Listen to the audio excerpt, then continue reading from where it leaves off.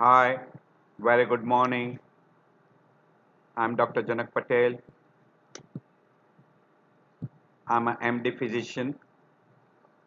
I'm not an endocrinologist. I'm still a student.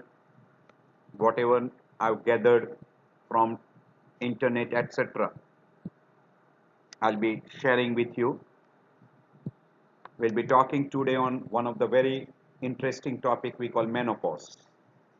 You will come across good number of times the person presenting to you with a menopausal symptoms.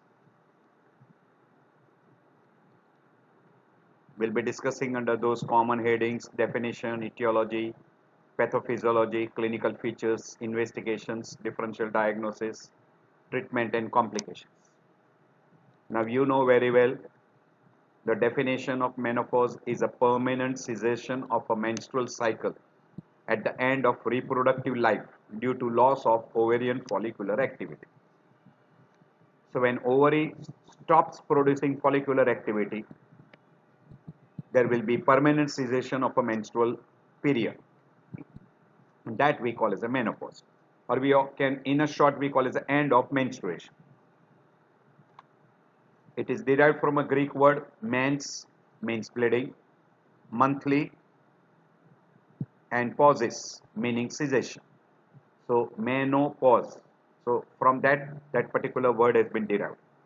And this is, if you go in little more detail, this is because of natural aging process when ovary produces lower level of estrogen and progesterone, and there is no longer chance of becoming a pregnant because there is no follicular activity, and then we call that as a menopause. Now this can be divided into pre-menopause, perimenopause and post-menopause, and this period is around 1 year. Average menopausal age is around 51. Range is 45 to 55. There is a decreased estradiol level, progesterone level and testosterone level. All three hormones levels are decreased. And there is an increased level of FSH.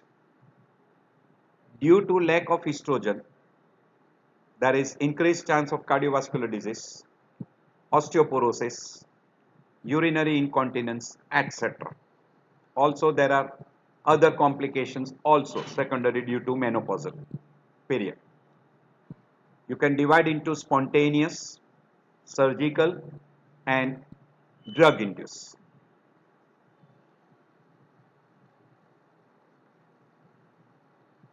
Surgical is also called induced, and when you use a drug which induces menopause, that is called drug induced menopause.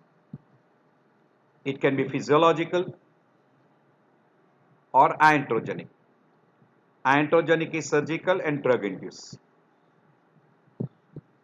If it is earlier than the expected age, then we call it a premature menopause. Or there may be some conditions which can produce pathological. We divide into premenopause.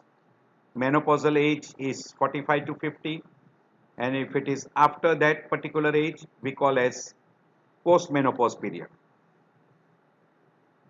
Earlier than 40 years of age, premature menopause, and after 52 years, it is called late menopause. And the period around that, 1 year period around that, we call as a perimenopausal period. There is also one word used is climacterics. So we already use this word.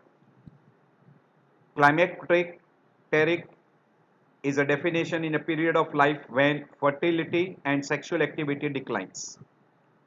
Premenopause is a period which can be 5 to 10 years before the last menstrual cycle. That can be the period, premenopausal period, covering the period of 5 to 10 years before the last menstrual cycle. By and large, it is around 50 years. If there is no menstrual period, or we call amenorrhea, for 12 consecutive months, then we label that as menopause. And usually during this period, the FSH level rises. It may be even more than 30.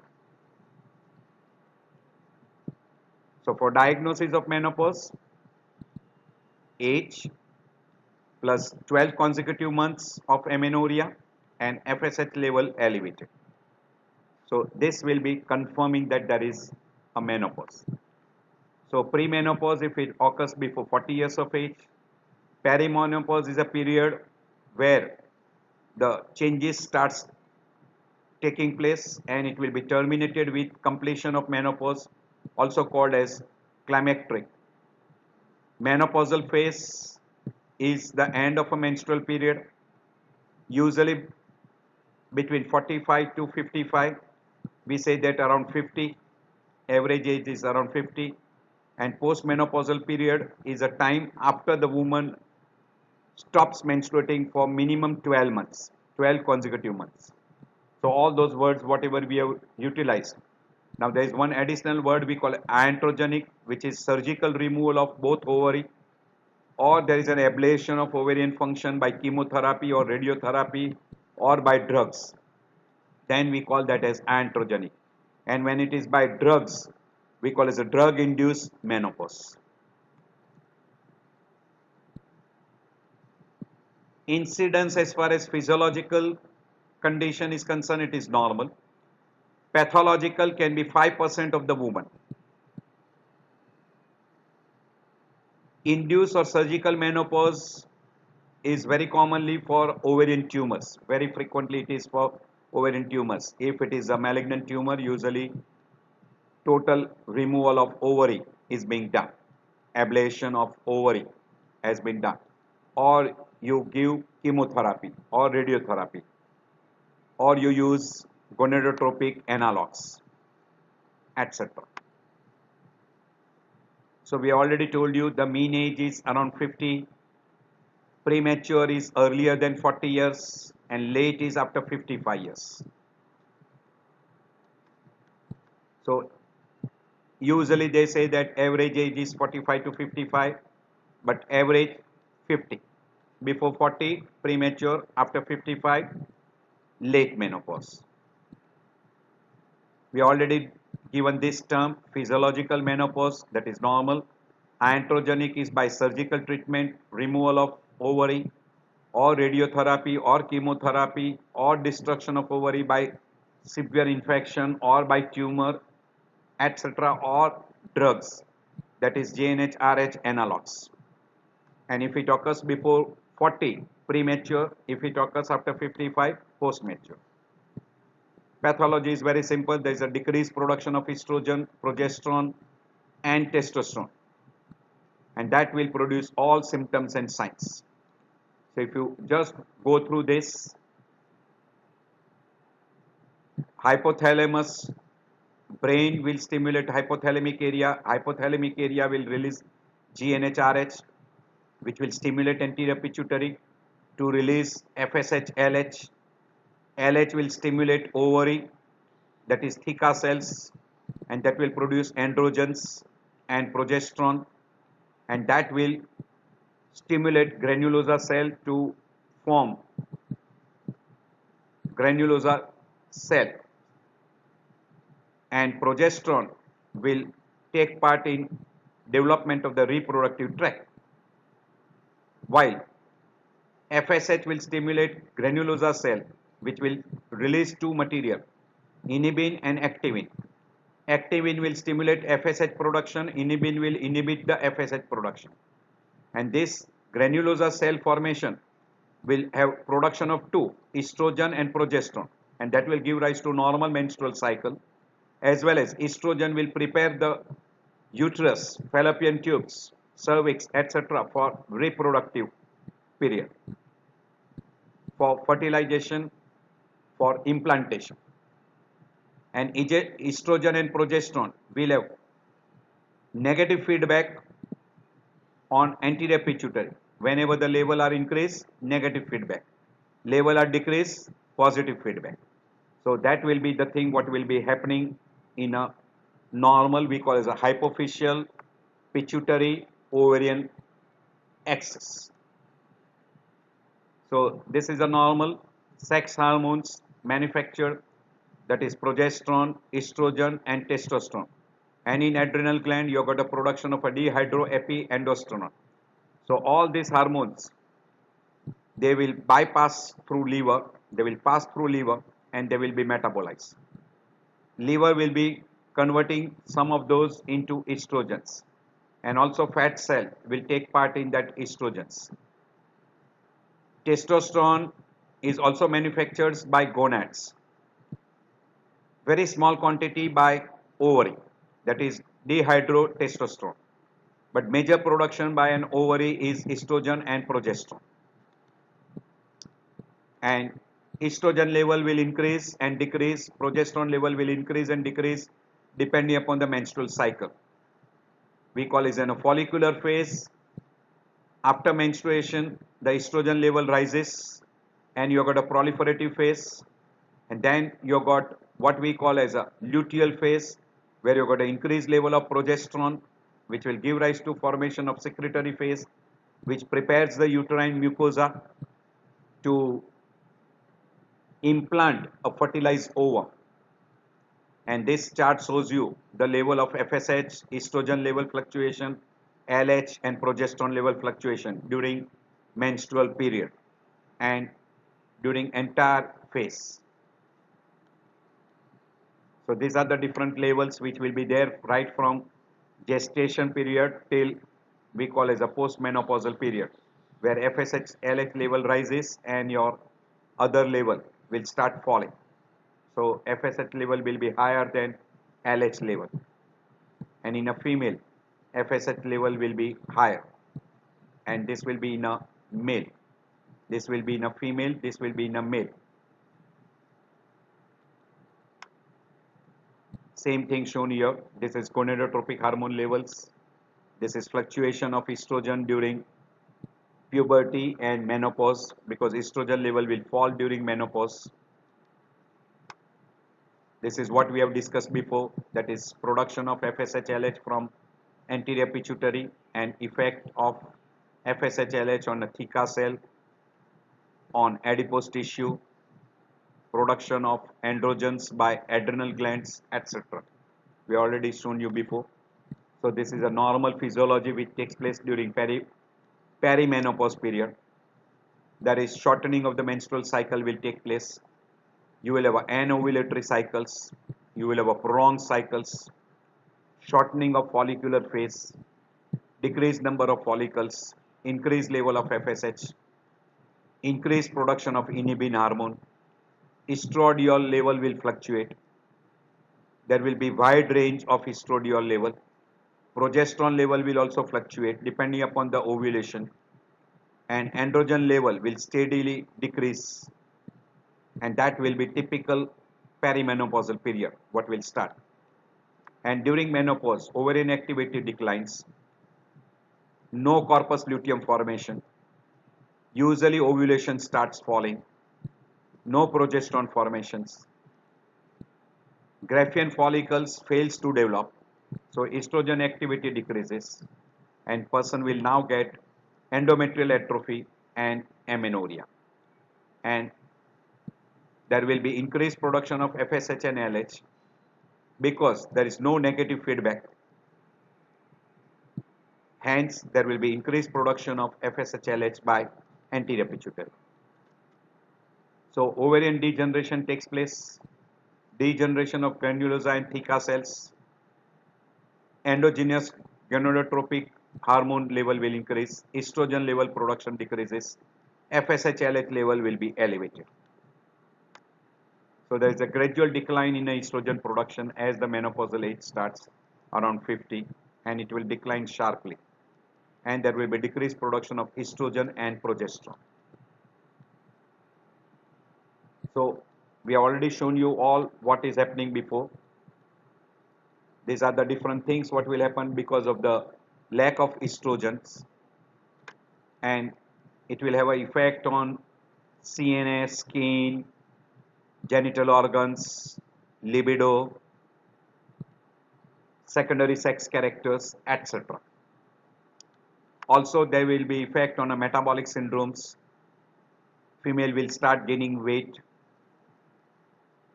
will be going through all those things. So estrogen having effect on a bone, urogenital, vasomotor, heart, eye, teeth, breast, colon, etc. So all these organs will be affected because of lack of estrogens. So what are happening because of that? Because of lack of estrogen, there is an atrophy and regression of genital organs. Ovary shrinks and there will be grooving and furrowing. Tunica albuginea thickness will increase. Size of ovary will become smaller. Fallopian tube will undergo atrophy. The ciliary movements will disappear. Uterus will become smaller. Endometrium will also undergo atrophy. Vaginal fornices will disappear. Vagina will become narrow. Epithelium will become pale, thin, dry. We also use the word senile vaginitis. Vulva will undergo atrophy. And that all these changes will give rise to dyspareunia. Skin of labia minora, etc. will become pale, thin and dry. Labia majora will also have a reduction in the fat tissue. Pubic hair will also decrease. Breast tissue will also become less because there will be the fat depot will be reduced. Glandular tissue will also reduce. Pelvic cellular tissue will become lax. Ligament support of uterus and vagina will also lose their tone, and there may be prolapse of genital organs, stress incontinence, urinary incontinence, etc. So by and large there is a period around 50 we call menopause, and before that we call as a perimenopausal period. So there will be effect on general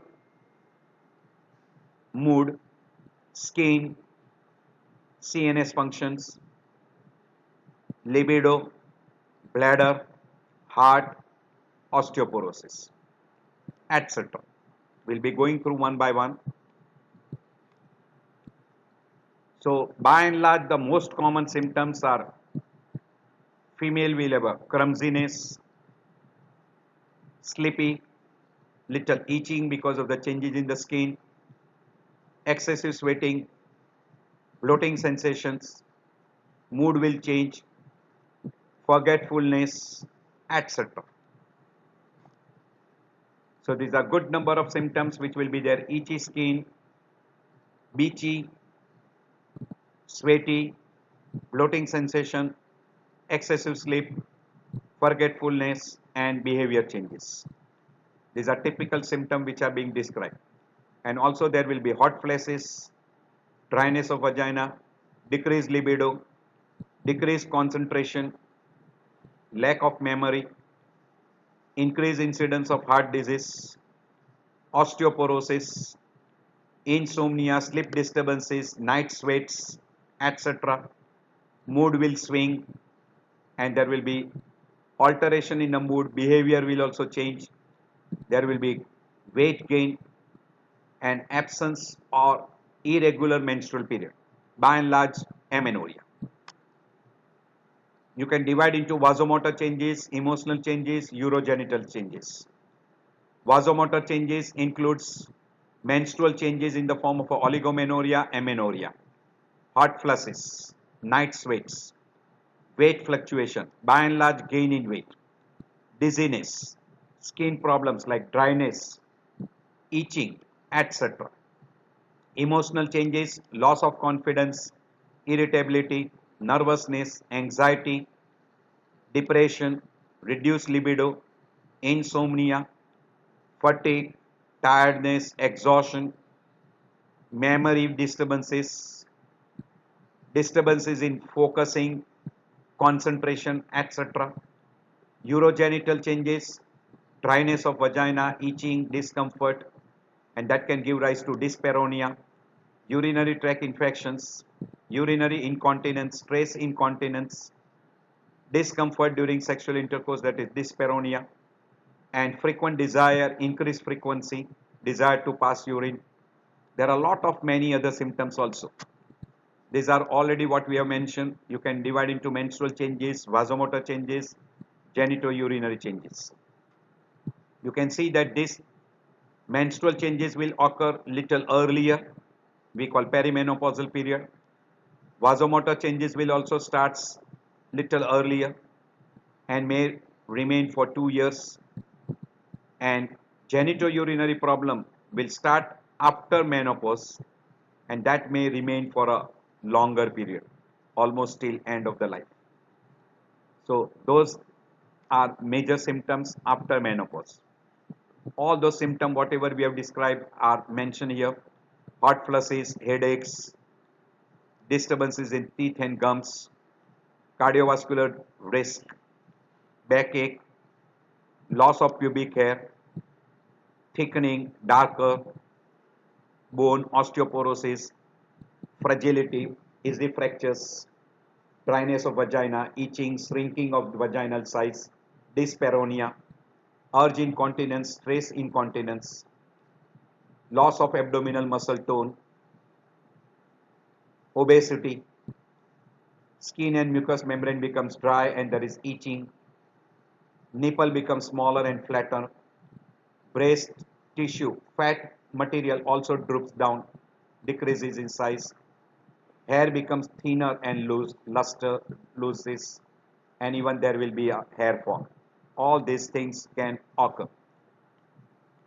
Or whatever we have mentioned are mentioned here: hot flushes, skin, hair changes, cardiovascular, GI tract, kidney, bone, muscles, breast, uterus, reproductive part, body shapes, etc. will change. These are all. And if you consider that, you can see that most common symptoms are 75 to 87% of the people will have hot flushes, very common. These are different types of symptoms. So hot flushes, very common. I'm skipping over some of these parts. These are neurological symptoms in the form of vasomotor symptoms, paresthesias, insomnia, mood changes, cognitive functions, urogenital abnormalities will produce dysuria, stress incontinence, urge incontinence, recurrent UTI, genital dryness, dryness of vagina, dyspareunia, loss of libido, fecal incontinence can also take place. So because of the estrogen deficiency, it can produce lot of problem in urinary tract also, and more common changes in urethra, which will have dysuria without any infections, urge incontinence, and this is combined together. It is also called as stress incontinence, loss of tone, clubbed together. It is called as the urethral syndromes. Cardiovascular disease incidence becomes more because there is abnormal lipid levels. The estrogen is a cardioprotective antioxidant property that is lost, and there is an increased chance of ischemic heart disease, MI, hypertension, stroke, arrhythmias, tachycardias, etc. See the incidence: 1 in 6 women die because of coronary artery disease. Osteoporosis and fractures are very common. So osteopenia, osteoporosis quite common. The fracture incidence will increase after the age of 60. This already we have described. It will continue till lifetime. So urogenital atrophy will produce lot of complications like prolapse of genital tract, stress incontinence, urinary incontinence, fecal incontinence. Cognitive function will decline, so loss of memory. Alzheimer symptoms will start. Cataract, glaucoma, macular degenerations, skin changes. All these are different effects. These are common symptoms we already mentioned: hot flushes, night sweat, vaginal dryness, disrupted sleep, insomnia, fatigue, mood swings, oligomenorrhea, amenorrhea, then increase in weight mainly because of body fat, dyspareunia, decreased libido, decrease in memory, concentration, wrinkles, change in hair, visual disturbances, but late changes usually headache, thinning of scalp hair, aching aches, wrist pain, body ache, backache, anxiety, panic attacks, easily wounded feeling, thinning of the skin, acne, rapid heartbeats, repeated urinary tract infections, vaginal infections, bloating sensation, flatulence, stress incontinence, etc. And these are the different stages which we have already mentioned before. This is a menopausal period. This is post-menopause, which can be 4 years and then till lifetime. Before menopause, this is a perimenopause period, which you can divide into early and late. So depending upon that, the symptoms are divided. We have already mentioned regarding all these features, vasomotor, hair changes. These are in detail at your leisure time. You can go through. These are all effect on genital organs, bone, muscles, GI tract. These are all those symptoms. At your leisure time, you can go through. This is psychological symptoms, vasomotor symptoms, hair changes, skin changes, heart, breast, body shape, reproductive changes, bladder and urethra, vaginal changes, bone, muscles, GI tract, all those we have mentioned. These are late changes we call osteoporosis. Postmenopausal you can divide into psychological and physical changes. Diagnosis is mainly by a good history and clinical examinations, symptoms and signs. Usually we don't require more of laboratory investigation.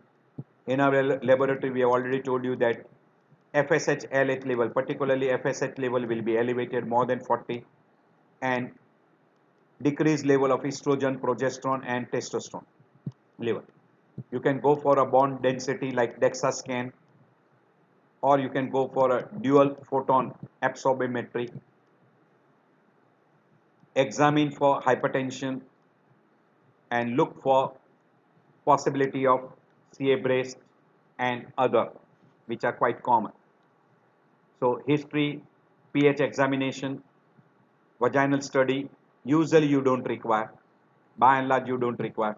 These are all the things what you will have a effect on vagina, fluid, pH, mucosa, moisture, etc. These are the common symptoms which will give you an idea. Usually we don't require any one of this investigation, but in case of complications, you can go for all this investigation like FSH, LH level, urinary and serum choriogonadotropic hormones, TSH level, platelet count, PT, APTT, FSH level, etc. You can go for all those depending upon for what purpose you want. Yes, by and large, you examine for the external genitals and vaginal studies. Management part, hormone replacement therapy is the main important. In non-hormone replacement therapy, lifestyle modifications. Does every woman needs? May not. You have to give a good explanation. Diet and lifestyle is very important. And then comes hormone replacement therapy and alternative therapy. We call it a non-hormonal therapy. So counseling is most important part. You might need a little tranquilizer to reduce the psychological symptoms. Hormone replacement therapy is mainly for genital organs, symptoms and signs. Usually you treat a menopause to reduce heart disease and Alzheimer, and also to reduce the incidence of osteoporosis and fractures. If you want to increase the libido, yes, skin quality can be increased, mood balance can be also improved. For that purpose, the best thing is what you do is hormone replacement therapy, nutritional changes, acupuncture. Some people use oxygen therapy, massage, detoxification, anesthetic, acupuncture, etc. All these different things are being utilized. By and large, the hormone therapy is the most common, where you can use estrogen and maybe combined with progesterone. Not commonly utilized, but mainly estrogen is used. If required, you can use the combination. And whenever woman in whom uterus is removed, you can use estrogen with ERT, estrogen replacement therapy. Indication of HRT for relief of menopausal symptoms, for osteoporosis, for premature ovarian failure, gonadal dysgenesis, and the female who has undergone surgical or radiation for ovarian tumors. In those, you have to give. And you want to reduce the incidence of cardiovascular disease, that is indicated. But hormone therapy will be contraindicated if there is a CA breast, endometrial carcinoma, undiagnosed vaginal bleeding, coronary artery disease, venous thrombosis, stroke, if there is any chance of pregnancy, etc. In all those conditions, oral contraceptive pills should not be given. These are all the different things which are being given in different form, either in the form of oral, transdermal, or intravaginal treatment, which is being utilized. So either you use estrogen, or you use a combination, or you can use a sequential or continuous pulse therapy, etc. These are all the different modes of giving those hormone replacement therapy. So choice of hormone replacement therapy will depend upon for what purpose you are using. There is always a little risk of hormone replacement therapy, like endometrial malignancy, breast malignancy, DVT, venous thromboembolism, abnormal lipids, dementia, Alzheimer's disease are increased, and cardiovascular complication will also increase. The commonest risk of hormone replacement therapy: CA breast, endometrial hyperplasia, fibroid, endometriosis, adenocarcinoma, development of a thromboembolic phenomena, depression, weight gain, bloating sensation, liver function may be abnormal, hypertension, diabetes, coronary artery disease, etc. Incidence will increase. Complication in menopausal period is osteoporosis and fracture, most common. Increased incidence of cardiovascular disease and stroke becomes very high. And there is an increased chance of endometrial cancer, breast cancer, and colorectal cancers. In a postmenopausal period, in a long term, atrophy of vagina, urethra, osteoporosis, CVD, stroke, pulmonary embolism, breast cancer, gastric bowel disease, particularly colonic disease, increased rate of lupus, vaginal bleeding, etc. can take place. So I end my lecture here. I hope this will be very helpful to you. You will come across good number of time a female will come to you with a menopausal, postmenopausal symptoms. Proper diagnosis and proper treatment can help them.